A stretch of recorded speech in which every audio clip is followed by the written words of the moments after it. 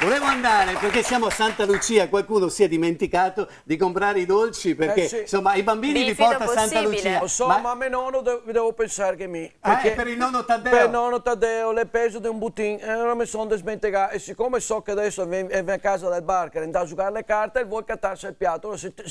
Mi dai proprio giusto il tempo, vuoi vedere se è ancora aperto i banchetti. Facciamo la pubblicità e subito dopo? Va bene, dai. In caso facciamo da là, ok? Scopriamo dove è finito il bifido. Sono un po' preoccupato perché si è perso, tra l'altro fa molto freddo stasera. È vero. Allora andiamo a vedere se riesce a risolvere il problema con il nonno Taddeo. Queste sono le bancarelle. Mi senti, Gigi? Sì, benissimo. E ha finito tutto ai banchetti, però Catana, macchinetta elettronica dei pastrocci, eccola qua. Macchinetta dei pastrocci di Santa Lucia. Schissa il bottone per parlare con la macchinetta. Ecco, aspetta che guardo un attimo. Buonasera, come funziona qua? Buonasera signor, sì. Benvenuto alla macchinetta dei pastrocci per il piatto di Santa Lucia. Grazie. Che pastrocci desidera signor? Non so che pastrocci cavi, non si vede niente, a qualche pastrocci cavi.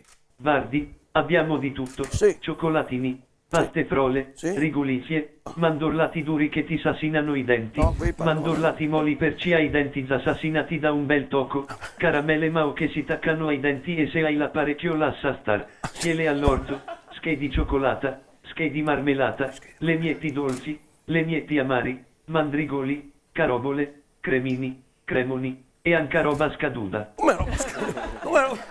No, aspetta, perché lei il piatto per il nonno Taddeo, qua va piano, niente, mandorlato niente. Ho te detto che le paste frolle, un netto di paste frolle, te me dai una sbrancata di cioccolatini che piace, e un po' di siele all'orzo, che lui che ha sempre mal di gola, 4 mao, 2 legnetti dolci e 3 rigolisse, dai, basta, va bene così.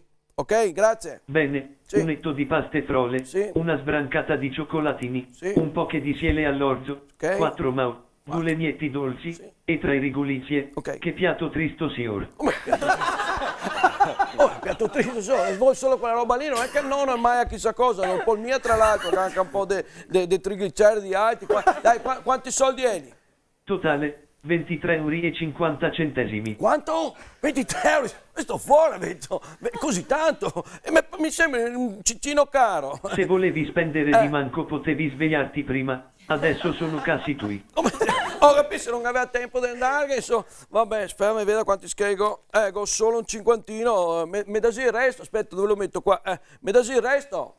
Mi dispiace ma la macchina non dà resto nel manco se vai in via Masini vestito da musetto di Santa Lucia, maiando la paia, facendoti montare in groppa dai butini che ti tirano la coda a destra e a sinistra, e dopo torni a casa stufo milzo, e ti tocca andare a mangiare dalla suocera, che piuttosto di andarci faresti il muso anche il giorno adrio.